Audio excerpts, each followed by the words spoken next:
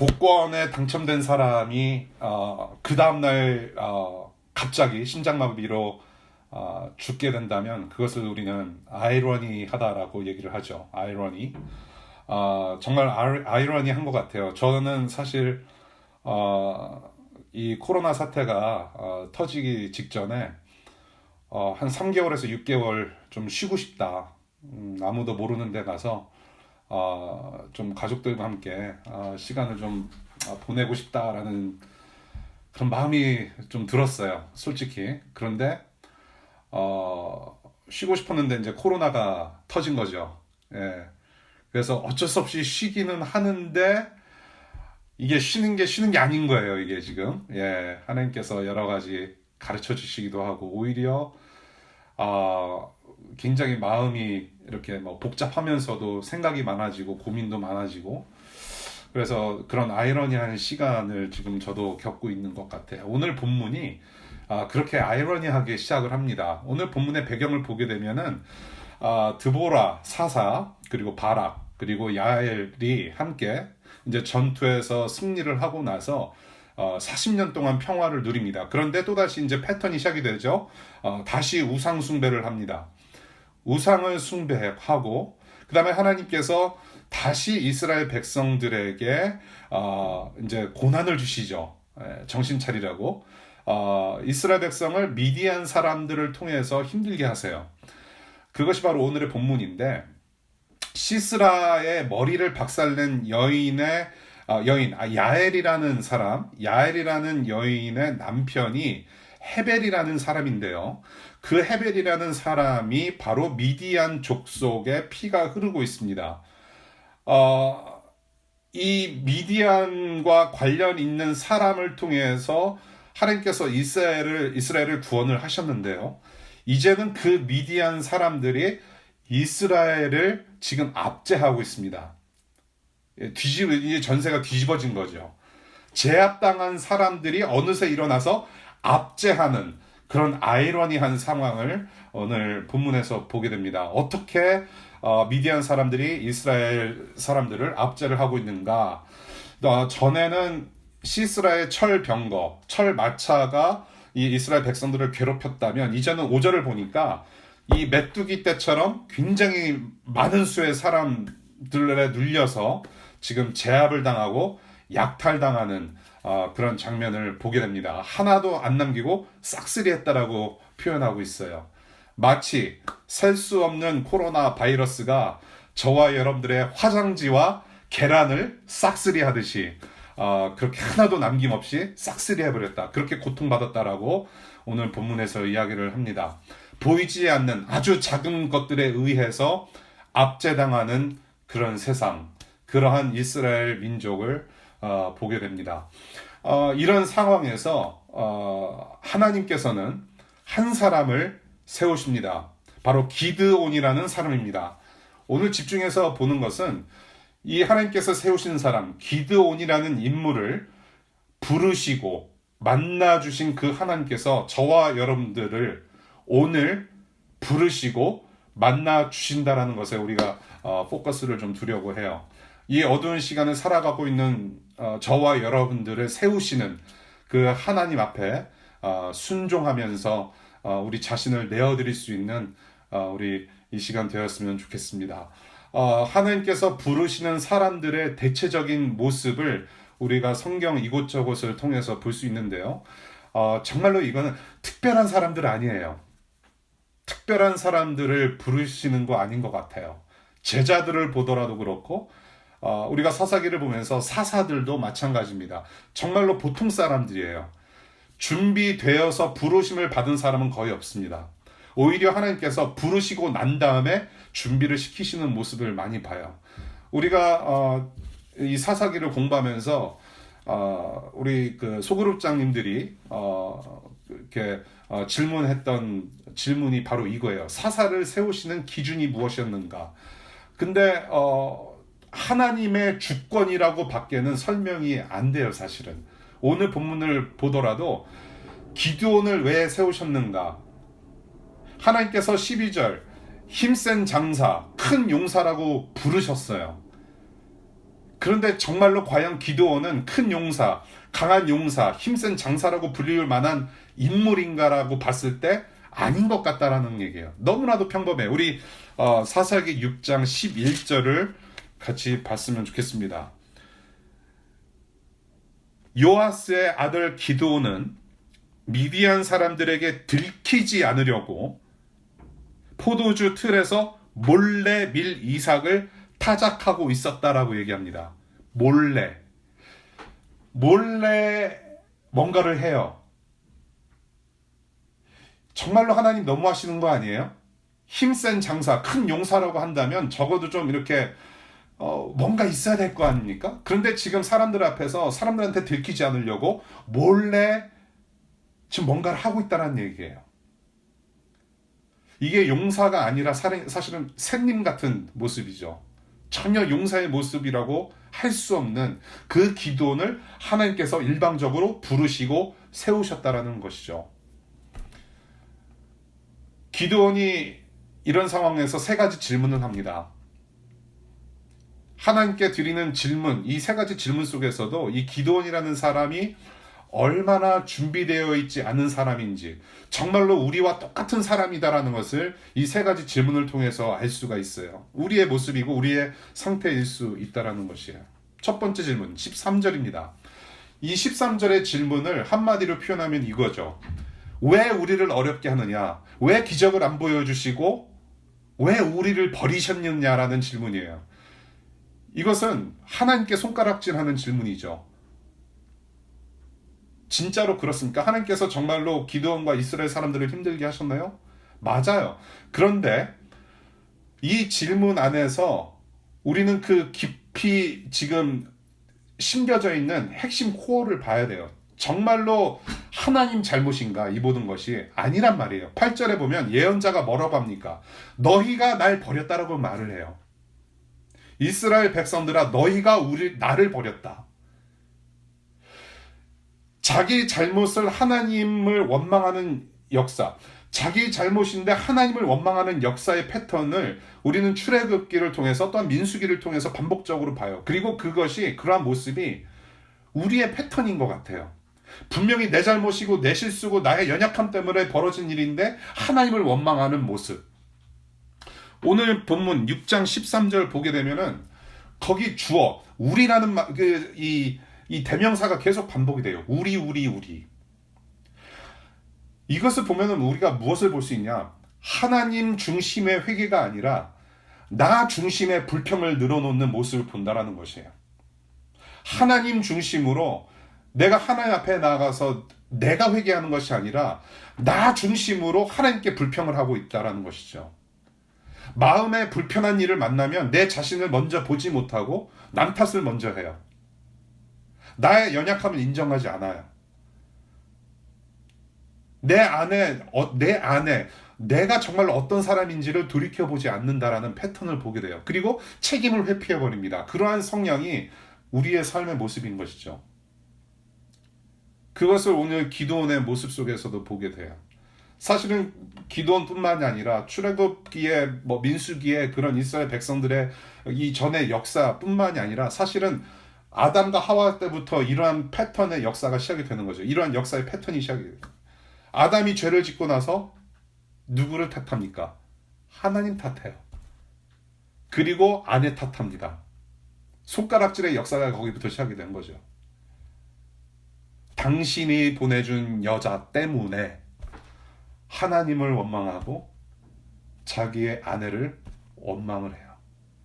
이것이 인간 역사예요. 이것이 바로 모든 관계의 암덩어리라고 저는 봐요. 자기 자신을 보지 못하고 남 탓하고 더 나아가서 하나님을 원망하는 인간의 모습. 두 번째 질문은 15절의 말씀입니다. 두 번째 질문. 내가 어떻게 이스라엘 백성, 우리 민족을 구원할 수 있겠습니까? 나는 자격 없습니다라는 말을 하는 것이죠. 나는 자격 없습니다. 왜 자격이 없느냐? 기드온이 이렇게 말을 해요. 이스라엘 지파 중에서도 가장 연약한 므낫세 지파 출신입니다. 그리고 그렇게 연약한 므낫세 지파 중에서도 나는 가장 약하고요. 그리고 집안 집구석을 보더라도 나는 막내입니다. 그래서 나는 하나님께서 명하신 대로 따를 수 없고 나는 자격이 없습니다라고 얘기를 해요. I am disqualified. 지금 기드온이 하나님 앞에서 누구의 기준을 말하고 있는 걸까요? 사람의 기준이에요. 내 생각, 세상의 기준. 어떻게 보면 겸손해 보일 수 있어요. 그렇죠? 겸손해 보이기도 해요. 나는 자격 없습니다. 나는 너무나도 약해요. 겸손해 보여요. 그런데 하나님께서 이 민족을 구원해내신 역사를 알고 있는 인물인데 하나님께서 어떻게 일하시는지 잘 알지 못하는 그러한 연약함이 있어요. 영적으로. 하나님께서 어떤 분이신가를 우리는 역사적으로 잘 알지만은 또 잘 몰라요. 하나님께서 어떻게 일하시는지. 하나님의 그런 기준, 하나님의 생각, 하나님의 뜻을 우리는 잘 몰라요. 그러한 연약함이 있습니다. 우리의 모습 속에서도. 세상 기준이 교회 안으로 침투해서 세상적인 성공이 곧 하나님의 영광이라는 공식을 만들어내요. 우리는 하나님을 믿는다면서 하나님의 나라에 속한 백성들로서 하나님의 자녀로서 이 세상의 빛과 소금이 되는 사는 사람들로 살아가는데 세상의 기준으로 뭔가를 하려고 하는 마음들이 생긴단 말이죠. 세상의 기준에 맞춰서 뭔가를 하려고 하는, 그래서 세상의 성공을 따르려고 하는 성향이 우리 안에 있다라는 것이죠. 그래서 내가 세상에서 성공하고 세상 사람들을 누르고 내가 위에 섰을 때 분명히 하나님께서 영광을 받으실 거라는 착각을 합니다. 정말로 하나님이 이런 방식을 통하여서 영광을 받으시는 하나님이신가요? 이렇게 정말로 하나님이 그렇게도 영광에 굶주리신 하나님이신가요? 아니란 말이에요. 세상의 기준이 아니라 하나님의 기준대로 우리 안에서 역사하고 계신다라는 것이에요. 우리의 출신, 배경, 학력, 우리의 IQ, 지잡대이든 아니든 대학을 나왔든 안 나왔든 그런 것에 상관없이 하나님께서 쓰시겠다 하면 쓰시는 거란 말이에요. 여기에 토를 달 필요가 없어요. 내가 부족하다? 나는 부족해서 이거 못해요. 기드온처럼. 우리가 늘상 하는 얘기, 저는 부족해요. 내가 부족한데. 하나님이 부족한 거 더 잘 알아요. 교회 봉사를 하는데도, 목사님, 현아 언니, 나 부족한데, 내가 이거 못해요. 잘할 수 있을런지 모르겠어요. 소그룹장님, 내가 부족한데, 여러분, 저도 여러분들 부족한 거 잘 알아요. 그리고 여러분들도 잘 아시잖아요. 제가 부족한 거. 서로 부족한 거 알아요. 부족한 사람들이 모인 곳이 교회란 말이에요. 하나님께서 쓰시겠다. 부족한 거 아는데 하나님께서 쓰시겠다. 그러면 겸손히 최선을 다해서 충성하는 게 기드온의 모습이어야 되고 우리의 모습이 되어야 되지 않겠는가라는 생각을 좀 하게 됩니다. 우리의 부족함을 다 아세요. 세 번째 질문입니다. 17절. 이 세 번째 질문은 당신이 하나님임을 증명하라는 말이죠. 당신이 하나님임을 증명해라. 그러면은 지금까지 나눈 대화는 뭔가요? 보여주면 믿겠다라고 얘기를 해요. 이렇게 충분히 얘기를 잘 해놓고 나서 내가 보여주면 믿겠습니다라고 하는 말이에요. 그리고 기드온이 가져다 놓은 음식에 불을 내리시고 나서 하나님이셨음을 기드온한테 증명을 해 보이세요. 지금은 그렇게 일 안 하시죠. 보여주면 믿겠다. 주로 친구들이나 이웃이나 세상 사람들이 하는 얘기죠. 네가 믿는 하나님, 네가 믿는 예수님을 나한테 보여줘라. 그러면 내가 한번 믿어보겠다라고 얘기를 해요. 우리가 예수 믿는다라는 증거, 하나님께서 살아 계시다라는 그것을 어떻게 우리가 증명할 수 있겠는가? 하늘에서 불이 떨어졌으면 좋겠어요. 정말로. 하나님, 이 사람들이 하나님을 믿기 위해서 하나님의 전능하신 능력을 보기를 원하나이다. 그러면 믿겠대요. 하나님, 천지재변을 내리셔서 하나님의 전능하심을 나타내소서. 그렇게 믿음을 허락하시지 않아요. 세상 사람들이 우리더러 하나님을 증명해 보여라. 정말로 네가 예수 믿는 사람이 맞느냐라고 얘기를 했을 때 그 말의 뜻은 무엇이냐면 너의 삶을 통해서 증명하라는 얘기죠. 너의 변화된 모습을 보자. 네가 정말로 하나님께서 함께 하시는 사람인지 한번 보자라는 얘기예요. 너를 통해서. 예수 믿으면 새 생명이 싹을 터서 우리 안에 열매를 맺어요. 예수 닮아가는 변화를 누리게 됩니다. 나의 그렇게 변화된 모습을 보고 하나님의 존재를 알리는 것이죠. 그것이 바로 복음을 전하는 사람들의 모습이어야 되는 것이고요. 기도는 이렇게 하나님을 만나고 삶이 바뀌어서 하나님의 존재를 드러내는 사사로 세움받게 됩니다. 이 지금 하나님께서 기도원을 부르시고 세우시는 이 과정, 이 본문을 통해서 한 가지 우리가 좀 같이 기억했으면 하는 게 있어요. 바로 무엇이냐? 하나님의 부르심은 나의 동의와 나의 여건과 상관이 없다라는 얘기예요. 하나님의 부르심은 여러분의 동의가 필요하지 않아요. 여러분이 어떤 여건, 어떤 처지, 어떤 상황이든지 여러분들의 백그라운드와 여러분들의 학력과 학벌과 여러분들의 디그리가 무엇이든지 간에 상관없이 하나님께서는 일방적으로 부르신다. 연약할지라도 준비되지 않았던 자들을 부르셨고 만나주셨고 그것이 바로 하나님의 은혜고 주권적인 은혜라는 것입니다. 그 은혜로 여러분들을, 나를 부르시고 세우신다라는 것이에요. 이 질문에 대한 답변이 매우 간단해요. 답변을 보시게 되면 이거예요. 너의 힘으로, 기드온 너의 힘으로 민족을 구원할 것이다. 너를 계속 반복해요. 그런데 너 하다가 내가 너와 함께 있고 바로 내가 여기에 있다. 그것이 정답이죠.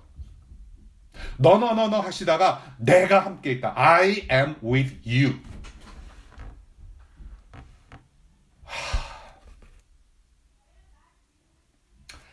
기드온이 하나님을 봤어요. 하나님을 만났어요. 하나님을 만나면 사실 죽거든요. 하나님의 영광을 감당할 수 없어서 죽게 되는데 그래서 기드온이 이게 고민에 휩싸인 거예요. 아이고 나는 죽었구나. 낙심한 그 기드온에게 뭐라고 말씀하시는지 23절의 말씀을 우리가 보게 돼요. 그러자 주님께서 그에게 말씀하셨다. 안심하여라. 두려워하지 말아라. 너는 죽지 않는다라고 말씀을 하세요. 이게 무슨 말입니까? 이렇게 해석할 수 있을 것 같아요. 기도나 과거에 너는 죽었다. 그런데 지금 새 사람이 되었다. 하나님께서 친히 쓰시는 새 사람이 되었다라고 말씀하시는 거죠. 그리고 그 하나님을 만난 하나님께로부터 세움을 받은 이 기드온이 쌓은 제단 이름이 바로 여호와 샬롬이라는 제단이에요. 샬롬이라는 말 여러분들 많이 들어보셨죠? 샬롬, 평화입니다. peace. 분쟁 없이 복된 상태를 갖다가 샬롬이라고 해요. 하나님께서 이 연약하고 준비되어 있지 않은 이 기드온과 샬롬 하셨어요. 평화를 이루셨고 또 그 샬롬으로 기드온은 백성들의 샬롬을 이루어가는 축복의 통로로 세움을 받습니다. 이것이 바로 주권적 은혜의 역사이고 지금도 이 은혜를 동일하신 하나님께서 이 주권적인 은혜를 여러분들 한 사람 한 사람들에게 부어주십니다. 샬롬. 예수 그리스도께서 우리의 샬롬이 되세요. 예수께서 우리의 대장이 되시고 우리의 힘센 장사가 되시고 mighty warrior. 큰 용사가 되어주셨어요. 그렇게 우리에게 와주셨어요. 하나님과 우리 사이에 막혔던 담을 허시고 샬롬의 왕이 되어주셨어요. 이 샬롬의 왕으로 인하여서 우리는 하나님과 샬롬할 수 있습니다. 우리는 그 샬롬, 그 평화를 지금 우리가 누리고 있어요. 이 예수 그리스도께서 나와 여러분들, 우리의 동의와 여건에 상관없이 부르셔서 구원하시고 거기서뿐만이 아니라 그것뿐만이 아니라 이 세상을 향한 빛으로 살게 하셨어요. 자격 없는 우리를 일방적인 사랑으로 품어주신 것이 바로 예수 그리스도의 십자가 사랑입니다, 여러분. 우리 12절 볼게요. 12절을 보게 되면은 정말로 하나님의 은혜예요. 12절. 주님의 천사가 그에게 나타나서 힘센 장사야 주님께서 너와 함께 계신다. 사실은 히브리어 원어로 보면은 주님께서 너와 함께 계신다라는 문장이 먼저 나오고 그 다음에 mighty warrior, 힘센 장사라는 말이 나중에 나와요. 하나님께서 일방적으로 부르셨어요. 일방적으로 구원하세요. 지금 기드온은 회개하고 있지 않아요. 회개를 했기 때문에 하나님께서 불러주신 거 아니라는 말이에요. 회개가 구원의 조건이 아니라는 것을 여실히 증명하고 있는 주님의 말씀이에요. 주님께서 우리를 구원하신 사랑은 저와 여러분들이 회개를 해서 구원받은 거 아니죠. 어떠한 성경 지식이 어느 정도 쌓여서 하나님께서 우리를 구원하신 거 아니라는 말이에요.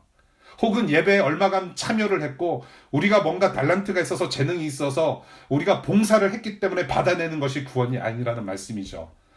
하나님의 구원 역사, 하나님의 십자가 사랑은 우리가 아직 죄인 되었을 때, 우리가 아직 원수 되었을 때, 우리가 죽었을 때, when we were dead, 예수께서 구원을 베푸셨단 말이에요. 그것이 엄청난 사랑이죠.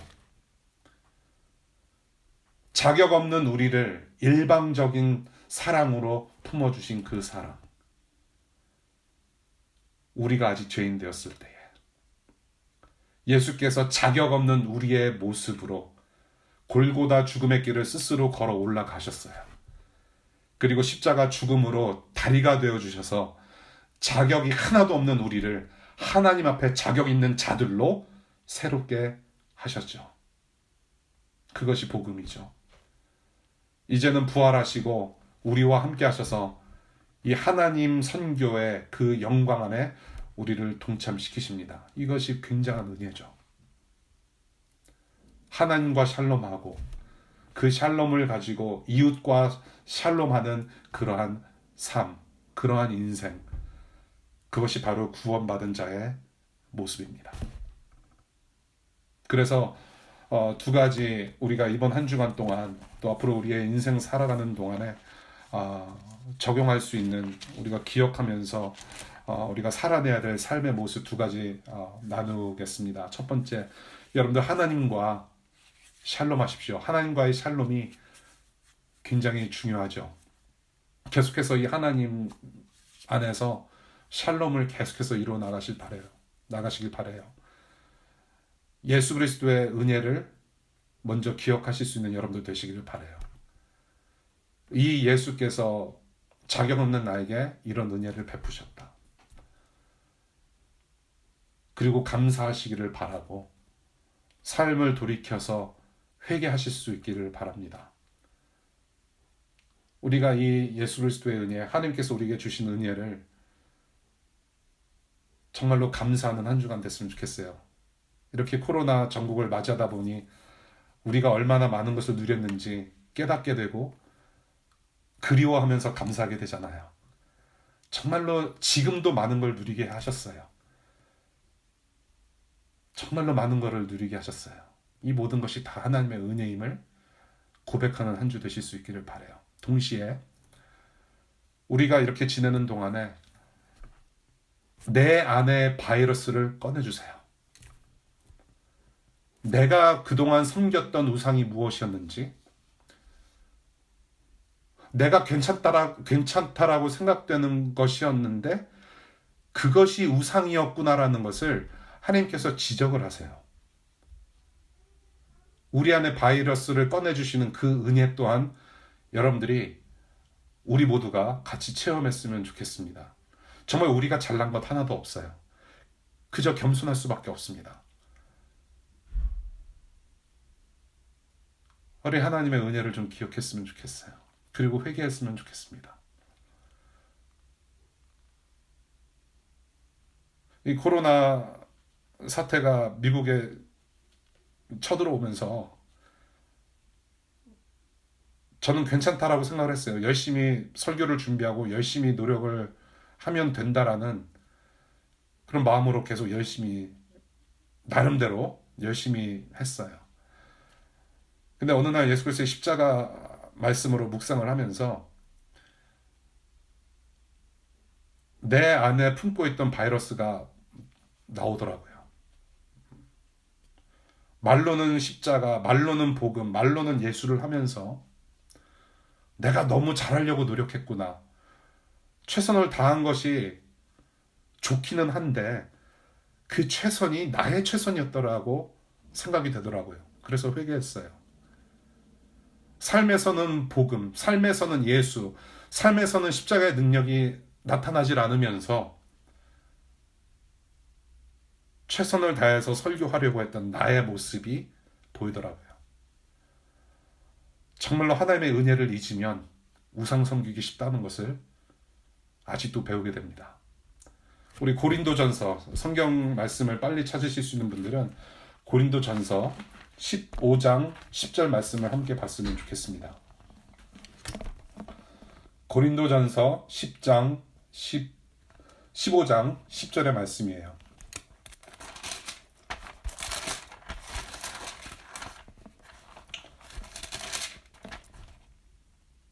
그러나 나는 하나님의 은혜로 오늘의 내가 되었습니다. 나에게 베풀어 주신 하나님의 은혜는 헛되지 않았습니다.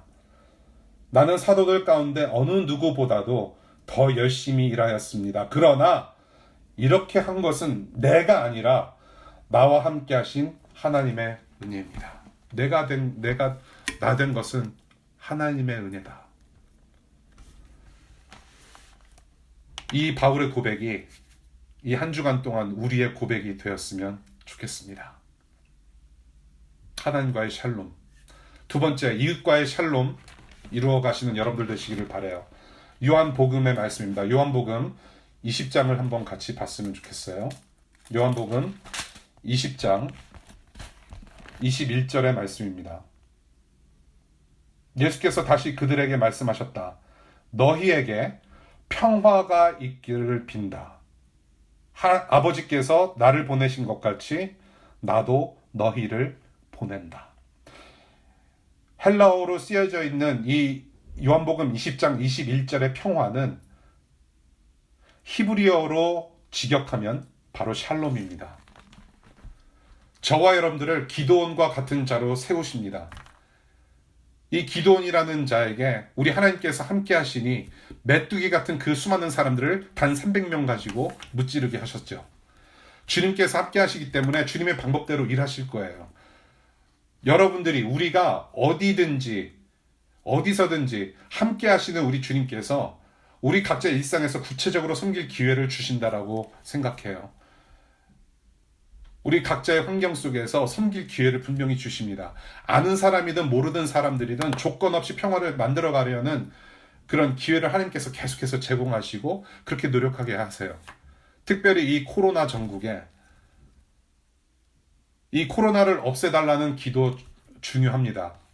코로나뿐만이 아니라 여러분들이 가지고 있던 여러 가지 기도 제목들, 우리가 앞으로 당할 고난과 고통, 여러 역경들, 여러 가지 삶의 굴곡 속에서 이 모든 것을 나를 괴롭히는 것들, 나를 힘들게 하는 것들 없애달라는 기도도 물론 중요해요. 그런데 우리가 그렇게 기도하면은 물론 하나님께서 들어주시죠. 어떤 부분에서는 들어주세요. 없애게도 하십니다. 그런데 또 다른 문제가 계속 발생을 해요. 그것이 우리의 인생이잖아요. 물론 이 코로나를 없애달라, 고난을 없애달라, 물론 기도하는 것도 중요하지만 이런 상황을 정말로 넉넉히 이겨낼 수 있는 하나님의 사람이 되기를 기도하실 수 있는 여러분들 되시기를 바라요. 여러 가지 고난과 이런 상황을 넉넉히 이겨낼 수 있는 사람이 될 수 있도록, 또한 이 상황에서 이웃들에게 샬롬의 주님 살아계심을 증거하는 하나님의 사람 될 수 있도록 또한 기도하실 수 있는 여러분들 되시기를 바라요. 다 힘들어요. 외로워요. 지칩니다. 매일 반복되는 이런 루틴의 생활 속에서 정말로 쉽지 않아요. 그럼에도 불구하고 주님께서 살아 계시기 때문에 우리는 여전히 빛과 소금의 역할을 감당하는 주님의 자녀들로 살아갈 수 있다는 것이에요. 우리 그렇게 한 주간 동안 기도하면서 우리가 할 수 있는 일들을 여전히 함으로 말미암아 하나님께서 살아계시고 오직 예수 그리스도만이 우리의 소망 되시다라는 것을 우리 주변 사람들에게 널리 퍼뜨리는 저와 여러분들 되실 수 있기를 바라요. 우리가 이렇게 기도를 할 수 있음은 바로 나는 너와 함께하는 하나님이라 지금도 외치시기 때문에 그래요. 여호와 샬롬이라는 말씀으로 제목으로 말씀을 나눴어요. 세상에서 가장 아이러니한 사건 무엇입니까? 자신이 죽어야 세상에 생명이 되는 예수 그리스도의 복음이 이 세상에서 가장 아이러니한 사건이에요. 이 복음으로 하나님의 사랑 그리고 이웃을 사랑하는 샬롬을 이루어가는 하나님의 참자의 모습으로 살아가실 수 있기를 바라요. 세상이 흔들리고 고단해도 여러분들 자녀됨은 흔들리지 않습니다. 하나님이 흔들리지 않으시기 때문에 그래요. 그러나 분명히 이 시기는 저와 여러분들이 성화되는 과정입니다. 우리가 하나님을 향해서 거룩하게 변화받는 과정이에요. 우리의 속을 솎아내고 우리의 속을 깨끗하게 하고 교회를 깨끗하게 하고 이 세상을 깨끗하게 하시려는 분명한 성화의 과정이라고 저는 봅니다. 구원자 예수를 보내주신 그 하나님의 은혜와 사랑에 감사하며 이 성화의 과정을 지나갔으면 좋겠고요. 더 나아가 그 감사를 섬김으로 살아내는 샬롬의 교회 저와 여러분들이 될 수 있기를 바라요. 그래서 우리가 이렇게 성화된 모습으로 이 은혜의 복음 안에서 우리가 질적으로 부흥된 모습으로 다시 만났으면 좋겠습니다. 2020년 3월의 모습이 아니라 더 새로운 모습으로 만날 수 있기를 바라요. 보고 싶습니다.